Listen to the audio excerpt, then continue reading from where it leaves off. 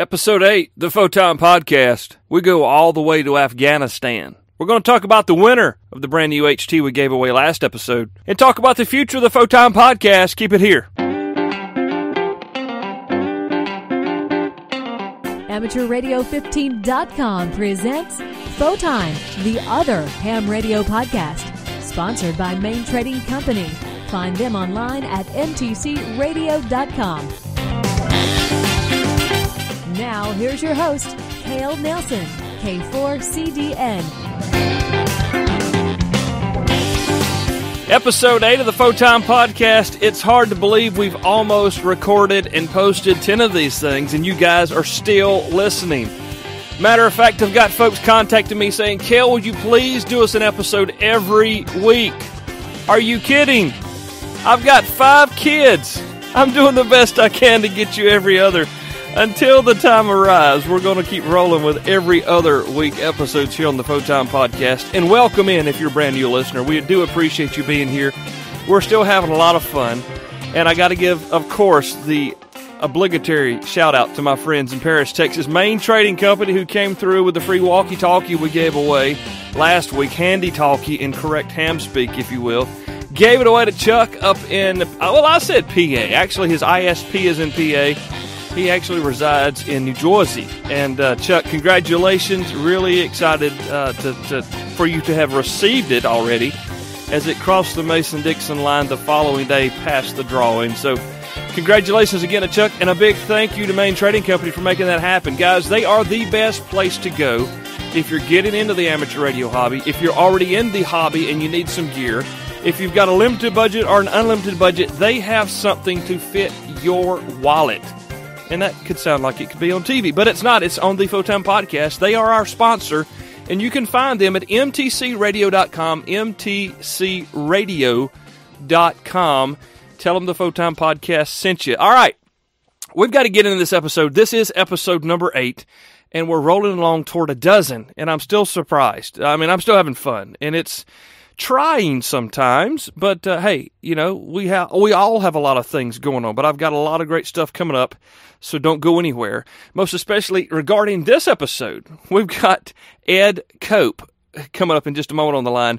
Ed is currently deployed in Afghanistan, and we got finally connected on Skype, and it's a great call. I cannot wait to share it with you. So let's get on there right now. This is Tango Echo 6. No, it's not. I'm sorry. It's not. It's Tango 6 Echo Charlie. Tango 6 Echo Charlie. It's Ed Cope from Afghanistan. Ed, welcome in to the Photon Podcast. Hey, thanks a lot, Cale. I appreciate it, and I look forward to every show. Well, good. That's if we don't have anyone listening at home, we have one guy listening in Afghanistan. Yes, exactly. But I know you have a lot more listeners than that. You know, it's been quite an amazing journey. No idea that we would be where we are with listeners and feedback and the kind of success, if you will, for this. So I'm really excited. I'm excited to have you on. This is something that we've talked about, maybe since episode 1 or 2, or maybe 3, where we were going to try to make a connection, and here we are. I've actually progressed so far in the hobby that I have a smartphone now that I can use as my hotspot here on the farm to make a call to Afghanistan over Skype and record both sides. And here we are with the conversation. Ed, again, thanks for being with us. I know it's evening over there and it's early morning here for me, so we're opposite sides of the world. Yep, it's my pleasure to be here. So Ed is deployed into Afghanistan, and Ed works in logistics. Do you want to touch on that just real quick? Because you know everybody's going to want to know what's going on there. Sure. What I do as a warrant officer at home is basically I'm an expert in supply logistics, and it's pretty much that expertise that they've called on here to be as an advisor to the Afghan Army in their national supply chain logistics system. So basically what I do is I'm an advisor for the Afghan Army's national depot, and I advise them pretty much in every aspect of their logistics system. They're just now getting modernized and computerized, so that's a transition they're getting used to. So that's pretty much what I do on a day-to-day basis, is go out and work with them every day. And when he's not pushing supplies around the country of Afghanistan, he's got a little radio with him, and he's making contacts all over the world. And you may have spotted him. You may have even had a contact with him. Tango 6 Echo Charlie, which is just an amazingly cool-sounding call. Tell us a little bit about what got you into amateur radio, Ed, and how you wound up being licensed to use those skills there in Afghanistan. Well, I'd always been interested in amateur radio. I've only been licensed since June of 2012, and I guess prior to that, why I never really pursued it was, like a lot of folks, the Morse code requirements back when the license still had that restriction put me off. And so, yeah, I'm happy to be one of the no-code guys.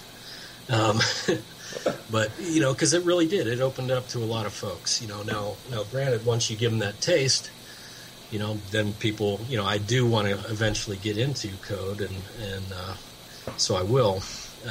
But since I've been deployed to Afghanistan since July of last year, is when I really got into a lot of the deeper aspects, the esoteric aspects of ham radio, which all I had done prior to that was some 2-meter phone and 10-meter phone, and just got my general shortly before getting deployed. And so all my contacts as KF7WNX are all phone. And, since I've been here, took a big gulp of the Yellowcraft Kool-Aid and got a KX3, and have pretty much worked every single other mode, to include Morse code. I've got a few contacts Morse code since I've been here. So everything, pretty much every other aspect of it, has been self-taught since I've been here. I found that the hobby is a lot of on-the-job training. There's 3 tests now that we get to take and be involved in our local community, if we have a local community to be involved in. But it seems to me that the majority of everything that I've learned outside the book knowledge is doing it. And it sounds like that's what you've had to do. And you've had some success with it. I mean, you've got people chasing you all over, and that's simply because you took the time to learn how to operate. Tell us a little bit about the KX3 that you've got, along with, I think you use an iPad if I'm not mistaken. Go through the hardware and how you came to making the decision that the KX3 was the radio for you in the operational sense that you're using now. Well, I'd been watching, some of the amateur radio magazines before the KX3 was released, and it really intrigued me, especially with its resident onboard ability to code and decode RIDI and PSK. So that kind of intrigued me. And then after I got here, I was like, well, the radio I have at home is a old boat anchor Kenwood TS530. It's about 70 pounds of radio, and there was no way I was going to bring that. And so the KX3 was like, man, that's perfect. It's the size of a big paperback book, and it's easy to pack. And sure enough, I've bought it since I've been here in Afghanistan, and have been using it connected to my laptop with Ham Radio Deluxe software, and just now started getting into the iPad and working it with a Piglet, which I don't have enough experience working that yet. I've been able to run it directly from the iPad, but haven't had rig control until I just got the Piglet here about 2-3 weeks ago. And so I'm still working on operating the radio with the Piglet.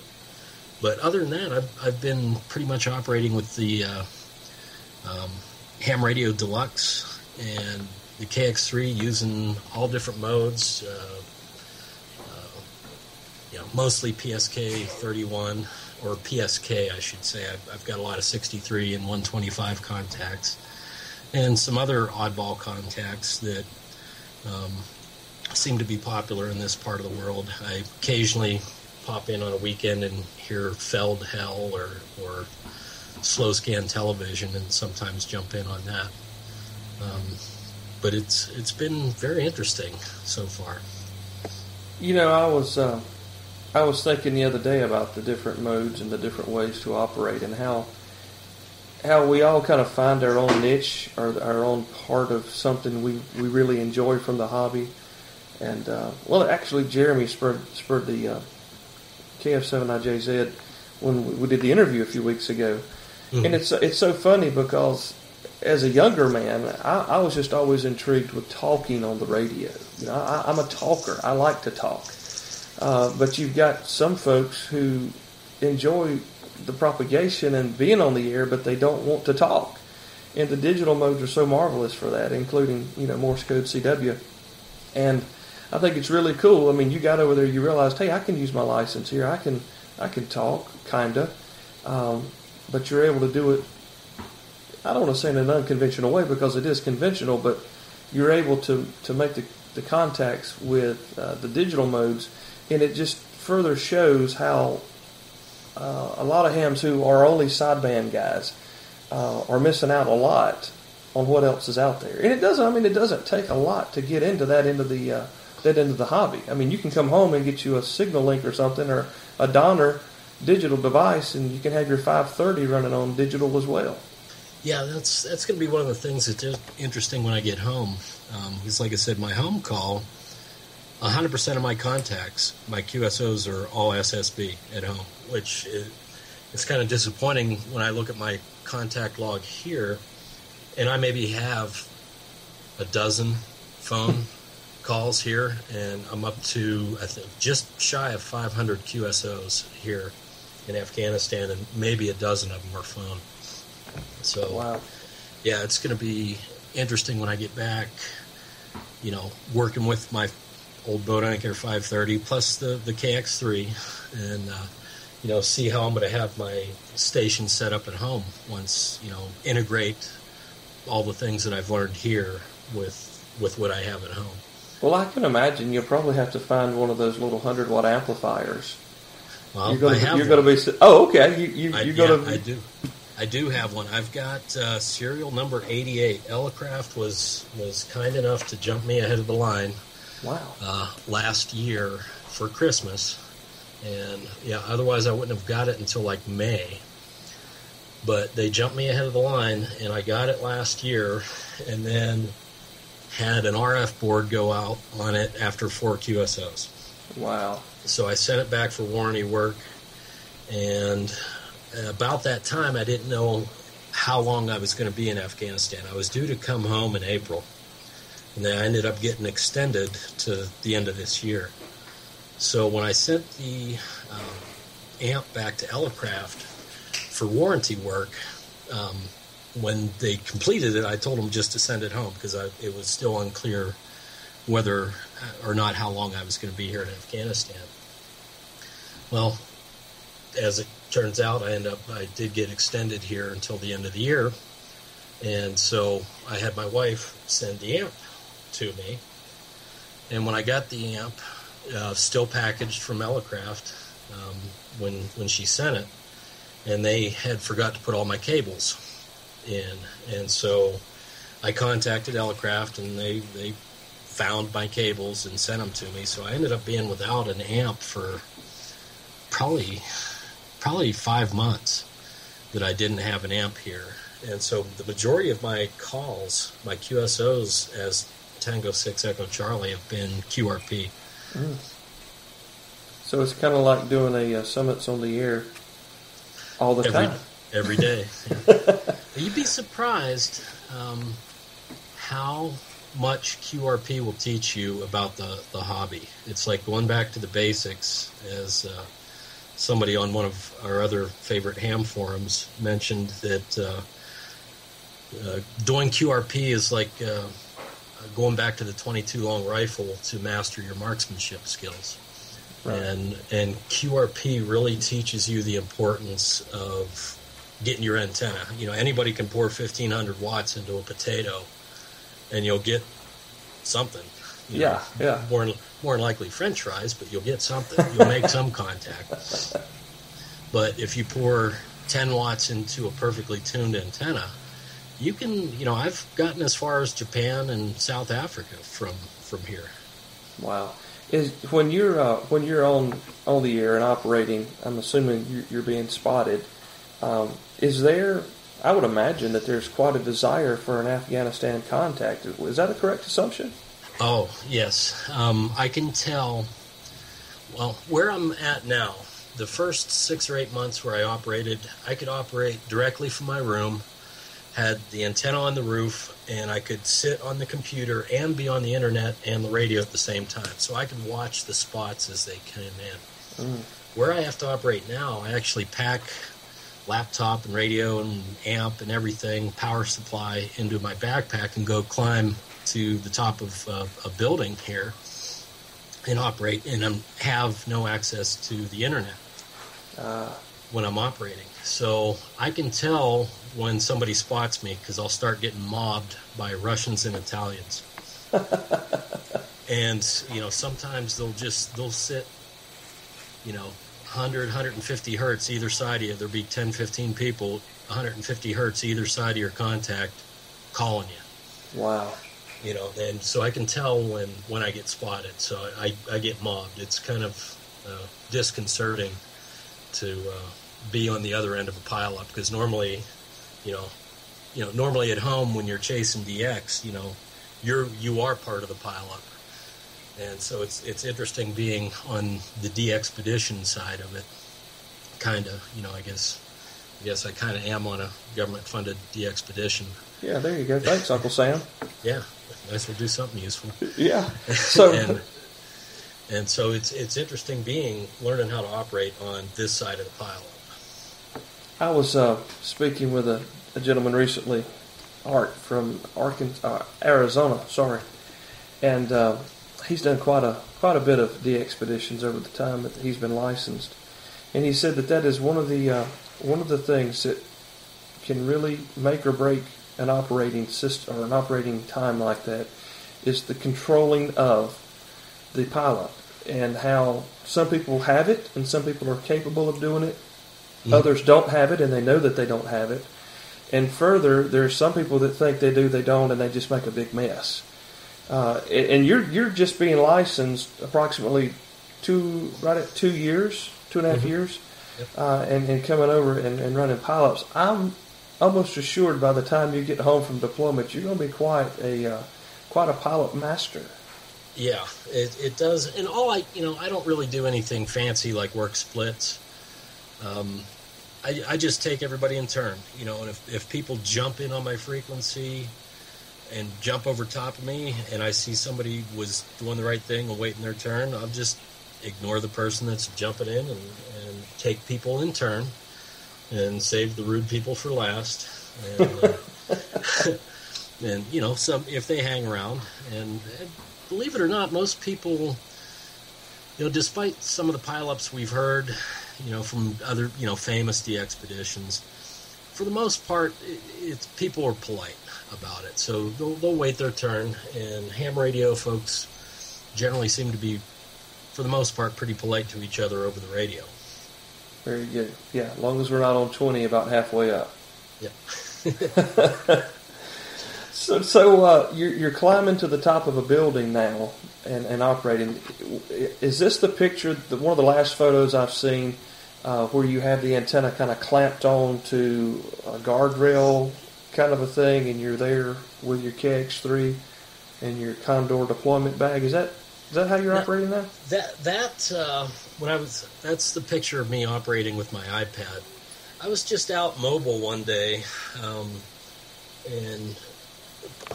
we were going to have a meeting with the Afghan Army and at another location, and I knew they were going to be late, and I knew most of the day was going to be a waste of time. I knew that going into it. So I just said, well, why not throw the radio and see if I can make it work with an iPad? And so I threw it in there and climbed to the top of the building, which the manager that runs it is like, come on up top. It's the best view of Kabul. And so I was like, well, if it's got a good view, it's also got a good antenna horizon. So I brought everything up with me and hooked it up, and it had enough time to make 2 or 3 QSOs off the iPad, which is still a learning curve, as opposed to using your computer.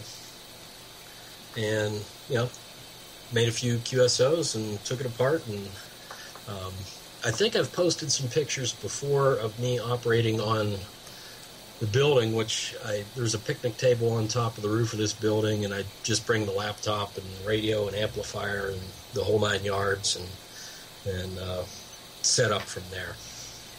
What kind of antenna are you using, Ed, when you operate from the roof?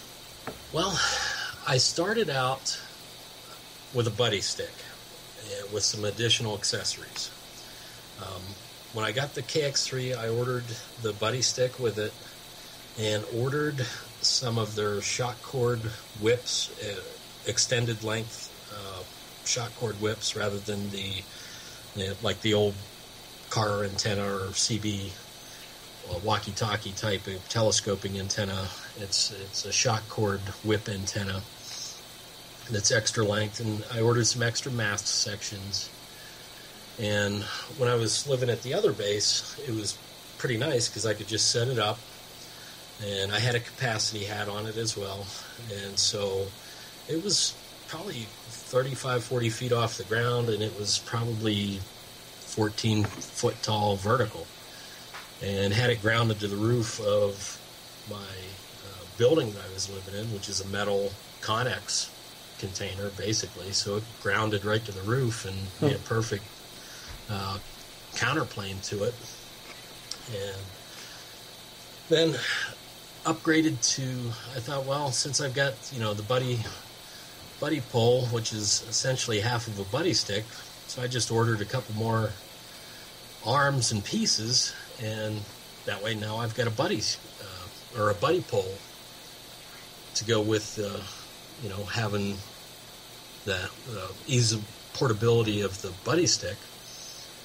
So then I got to looking at it, and it's like, well, you know what? If I just get 2 more pieces, I'll have not only a buddy pole, but a buddy pole and a buddy stick. So that's now what I have. And it's funny how amateur radio accessories multiply. It's kind of like a Harley Davidson. You can't just buy one piece of an accessory. I have a whole catalog of accessories. Yes. Yeah, I can definitely see. Yeah. And how radios just multiply like triples on Star Trek, You just come back one day and you're like, where'd all this amateur radio stuff come from? That's what's going to happen. You're going to get home and your wife said, you just had this old big radio that glowed when you were here, and what's all this crap you bringing home, Yeah. Are you...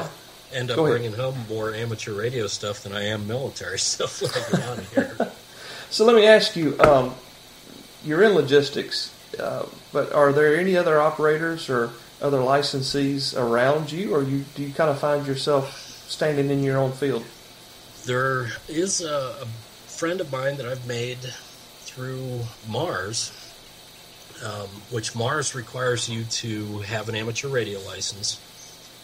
And he and I are the only Mars operators in Afghanistan. And he's also an amateur radio guy. And there are at least 4 or 5 other Westerners who are licensed Afghan amateurs that I'm aware of. But yeah, we're a pretty small club. Wow. So that I know of, there's between 9 and 12 amateur radio operators in Afghanistan at the moment. No wonder you're so special. So tell us a little bit about Mars, to the effect that you can, and because a lot of people are unaware of what Mars even is, and I know that it's kind of a closed kind of group, but touch on that if you can for the listener here. Well, it's not really a closed group. I mean, anyone in amateur radio who wants to join Mars can. And what the purpose of it is, and it's kind of been. It used to be a bigger thing back in the day than it is now, because the Army, like most of society, has come to rely on cheap and easy communications. We've got satellites all over the place. We can talk to anybody anywhere. Well, back in the day, the purpose of Mars, and especially like a lot of your older Vietnam vets will remember, hey, I called home from Vietnam using a Mars station. Mm-hmm. And that's how it typically used to be used, is it was for morale of the troops. And additionally, it had its primary goal was backup emergency communications for the Department of Defense. Well, morale calls are almost non-existent because you and I are talking to each other, 8,000 miles away via Skype, over a broadband internet connection, real easy. Mm-hmm. Whereas HF, we would fight a lot harder for you and I to make a voice call. So what Mars has morphed into now is primarily a backup emergency communications system for the Department of Defense. And so like if there were some sort of civil disaster here in Afghanistan, which there has been in the past, there's been avalanches and such when Mars has been utilized. Most of the official communications channels are going to be handling, more of the priority communications, whereas Mars would pick up the slack with routine and lower priority communications. Cool. So you're able to be used in more than one aspect on either side of the pond. That's correct, yes. Fantastic. And that's Mars is something I've joined since I've been here, and that's something that I will stick with when I go back home as well. Very good. It's been very enjoyable. I would like to do a program on Mars, so if we have some Mars individuals who could share a little bit about that and its operation would be great. Hey, we're going to take a break, and we'll be back in just a couple of minutes. We've got Ed Cope on the line with us, Tango 6 Echo Charlie, if he's calling to you from Afghanistan. If you find him here in the States, he'll be Kilo Foxtrot 7 Whiskey November X-Ray, which is a lot more to say than he's having to say right now. Ed, hang on, we'll be back in just a moment here on the Photon Podcast. Visit mtcradio.com today, a great one-stop mom-and-pop shop for everything ham radio. Radios, antennas, power supplies, wire and cable, books and training materials, microphones, headsets, and accessories. Find popular brands like MFJ, Heil Sound, Jetstream, LDG, Alinco, Comet, Texas Bugcatcher, Radio Waves, and more. mtcradio.com, an authorized Kenwood and ICOM dealer. mtcradio.com.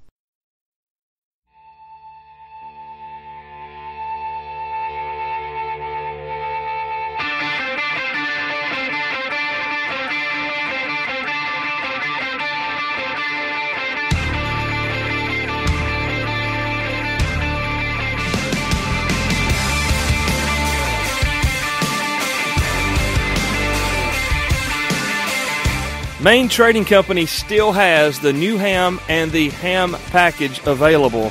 They're both discounted. They both include free shipping. And Christy even just this past week commented that if one of the packages that they've got put together doesn't suit you, they would change it to suit what you need to further and advance your end of the hobby according to your needs. So you need to call them if you're looking for any kind of gear, new or used.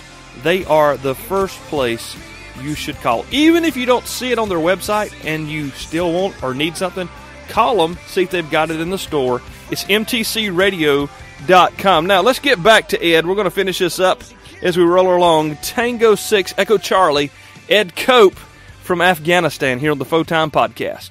All right, so we're back on the Photon Podcast. Our guest this episode is Ed Cope, Tango 6 Echo Charlie. You may be scratching your head, that doesn't sound like an American call, and it's not. It's actually his call while he's deployed active duty in Kabul, Afghanistan. Ed's call here in the States is Kilo Foxtrot 7 Whiskey November X-Ray. And Ed, one of the things that we need to cover is we know that you can be licensed and go to Afghanistan, but to operate there legally, you have to obtain a special call from that area. How in the world did you go about doing that with a brand new call sign here in the U.S.? Well, before I got deployed, and I knew I wanted to stay involved in amateur radio, I did some investigation to see how to get an Afghan Ministry of Communications amateur radio license. And for an Afghan citizen, it's one thing, but for NATO coalition partners here in Afghanistan, it's another procedure. And basically what it is you submit your application through the NATO channels, and then they submit it on your behalf to the Afghan Ministry of Communications. There's no fee for it. Normally it's the equivalent of a $10 fee, which would be approximately 500 Afghani. And the wait is what's hard. I think it was about 10 weeks before I got my license. So I submitted it shortly after I got here, and kept checking back, and the office that was handling it happened to be operated by the Belgians and the Polish NATO partners, so I kept bugging them to bug the Afghan Ministry of Communications of like, hey, where's my license? And finally, one day it came, and is nothing fancy. It's basically all they do is just sign off on your NATO application form saying that it's approved, and they write in the margin your call. and all it is Tango 6, and then whatever your first and last initial is generally the rule of thumb of how it works when assigning calls to foreigners. Wow. So it was a. I bet you felt like the guys back in the day who had to go to the FCC office and wait to take the test, and then take the test, and then wait for weeks and weeks to get your license in the mail. I'm sure there was some feeling like that, which I can't imagine how it was like that in the old days. Because, like, for Montana, which is where I'm from at home, the only FCC office is in Helena, which is like a 3-hour drive. And I can't imagine doing that, back in the day, of having to go and take all your testing at the FCC. And, maybe this was done just to make you appreciate you didn't have to learn code to get your license. Yeah, and that's the one thing about it though is a lot of the modes, a lot of the old timers will complain about, well, these no code guys don't know blah blah blah. And, they may have some point. But, when you really get into the hobby, it's like getting into the firearms hobby. You just want to learn every aspect of it. Yeah. Maybe not master every aspect of it, but you want to learn every aspect of it.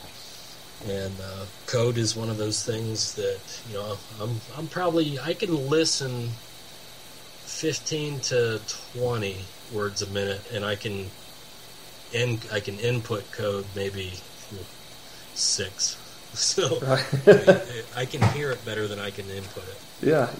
I could be studying code right now, but I am producing a podcast about amateur radio.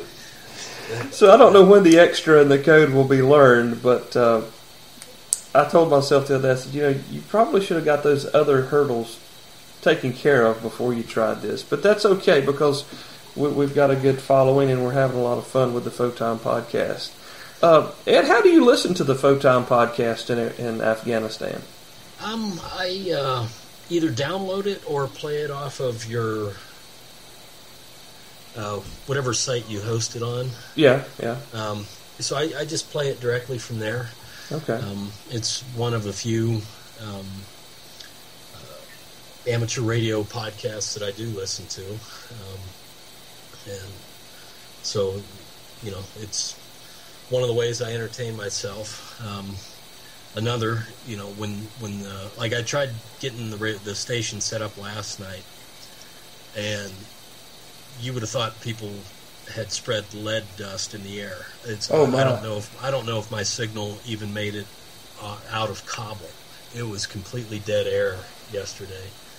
So on slow nights like that, when I can't operate, I've downloaded some applications to my iPad. One of them is a code practice one, but the other is the actually it's the ham test practice from Pignology. Yeah, he's got an app. Our friend Nick. Yeah, for your ham test. So I've been practicing with the extra, the Element 4, I guess it is, extra testing, because I do plan on taking that when I get back. Fantastic. Going back just a little bit to the ease of communications nowadays, and you touched on Uncle Sam using the cheapest and easiest, and we're all used to that. I mean, we're, like you said, we're communicating 8,000 miles through a hotspot on my phone and a computer there. Do you see anybody around, or do guys look at you funny, or do they have questions that you're serving with? Why are you doing that, or how hard is it to do what you're doing? Are you gaining any ground? I think that another podcaster calls us evangels, but are you getting anywhere? Have you spurned any interest in anyone with the amateur hobby? You know, it's funny. Most of the younger guys look at it, and by younger, I've been in the Army for 29 years now. So pretty much anybody with less than 20, I consider a young guy. But a lot of your younger guys, you know, the iPhone generation, because I'm still running around with a flip phone at home, look at it and go, well, we've got Skype and we've got this app and that app, and why would you bother with such an expensive radio and all kind of expensive accessories when you can get an iPhone and do it on Skype for, you know, whatever. You know, we've got broadband wireless here at the camp. Well, and so I look at them and say, yeah, but look at this cool thing you can do. You can hook up to RMS Express and WinLink 2000, and I can send an email when the power is out. And so they're like, oh, well, I hadn't thought of that. That's kind of cool. And some of the older guys, the close to the Vietnam generation and the Vietnam generation, the guys who remember Mars, and when they ask me about it and see some of the new things that you can truly do with it, like WinLink 2000. And I've been able to hit the WinLink 2000 server in Russia, in northern Siberia, a couple of times, and have an email listing of folks who, you know, are looking for a spot for when Tango 6 Echo Charlie's on the air. And if I can, what I'll try and do is get on WinLink 2000 and send them an email saying, hey, I'm online. And that'll all be via HF without any internet whatsoever. And, you know, a lot of people don't know that you can send an email over HF. So that's almost like a QSO within a QSO. Yeah, it kind of is, you know, because it's, you know, for those that haven't played with WinLink 2000, you can attach small files and send everything via HF. It's really interesting. Keep up with how your kids are growing at home through slow scan TV. Yeah, you could. That's quite a bit more bandwidth, but yeah, right. You could. Yeah. So you're out there. You've been licensed for two and a half years or so. Did you ever think, going into the military, say 15 years into it, that you would be a ham radio nerd? I mean, was that ever?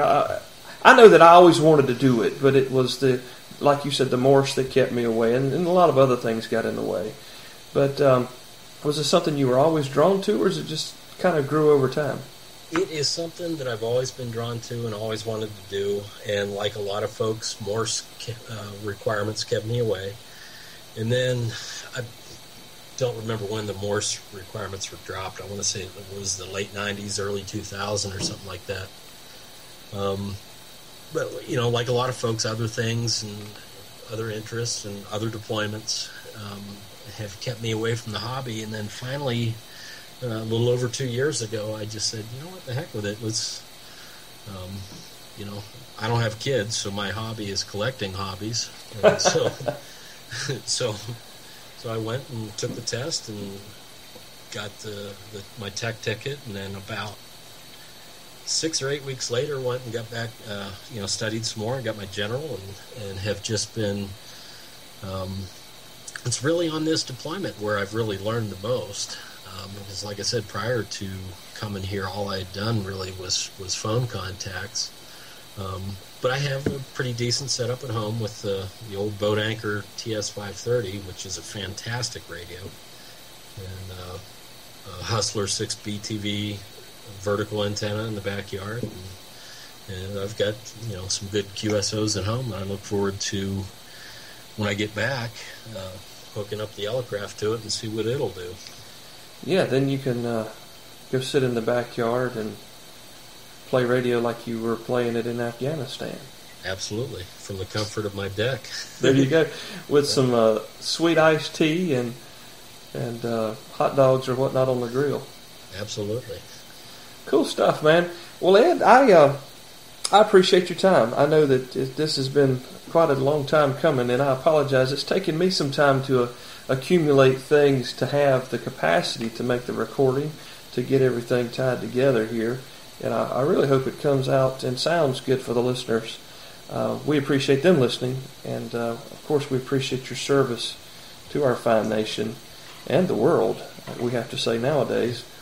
But my pleasure. Yeah, it's been interesting listening to your show. I've listened to every single episode, and you're doing a really great job, and every guest you've had has been very interesting to listen to. It's been very good. I hope I live up to my predecessors. Well, absolutely. I know that I've been impressed and learned a lot. We see things on the news, and we see pictures, and we read stories on Drudge or whatnot about what's going on overseas, and unless we've been there, and I've never had the pleasure to serve, but know those that have, it is a different world, but you're still able to, I think it goes to show how redundant amateur radio as a hobby and as a form of communication really is, to be there where you're at and to be able to do what you're doing communications-wise is a good testament to the strength of the hobby. Very much so, and it's interesting. Like I said, from operating QRP is the majority of the time, like I have, and listening to, obviously the majority of my contacts have been in Europe and Northern Asia, like Siberia, Russian Siberia, and China. The hobby has some very interesting aspects, different from the American side. Some of the European contacts, to get their licenses, they have to get like a listening license in some of the countries where they send out, QS or SWL reports saying, hey, I heard you, and they have to get so many of those in some countries before they can even get their, what would be equivalent to a tech license for us at home. Wow. So it's very, the hobby is strong in America and abroad. Even with the ease of the internet and communications that we have, it still remains popular. But it continues to evolve as well. Yeah, and I think you're operating there is a fine example of what can be done very minimally to make contacts across the country, across the nation.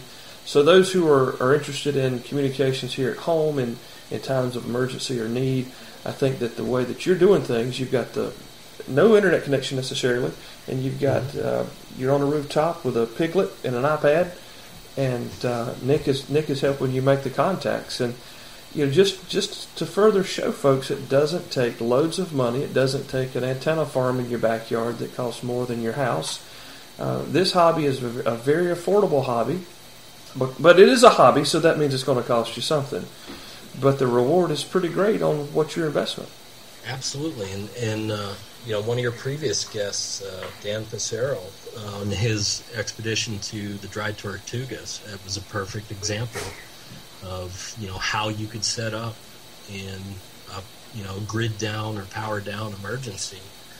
And his was I got some great ideas from his interview.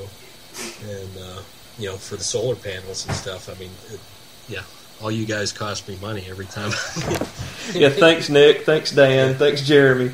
Yeah, exactly. And we're going to blame Gerald and Jim in there as well. We always blame Jim. Jim gets blamed for everything. Well, very good, man. I appreciate you again being on the show, and Godspeed on your return home and as you finish your tour there. Thanks again, Ed. So there you go. It's Ed Cope, Tango 6, Echo Charlie. What an awesome call. I mean, from a dude with a 1x3, that's a pretty sweet call, man. Tango 6, Echo Charlie, Ed Cope, man, thanks again for being a part of the Photon Podcast, for letting us in on what you're doing over there in Afghanistan. And did you guys pick up where he's using one of our former guests, his gear, the pigtail from Pignology? Yeah, don't forget, Pignology still has a coupon for Photon listeners. You can find it in the show notes. I think that was like episode number 5. I can't remember, and I don't have my notes in front of me, so I'm sorry, but it's on there. I'll put a link to it in the show notes. Ed Cope, serving in Afghanistan, and to all of you who may be listening who are serving or who have served our great nation, thank you from the bottom of our hearts here at the Photon Podcast. We're going to be back next time, and we're going to start a series on becoming a ham, a new ham. I want to become a ham, but I don't know what in the world you guys are talking about. We're going to tackle those questions, okay? And if you do have some questions, call the phone line. You'll find the number on the website. Call the phone line. Leave us a message. That way we can hear your questions and then replay them, and we'll answer them here on the program as well. Thank you so much for tuning in. God bless you guys. God bless America. 73.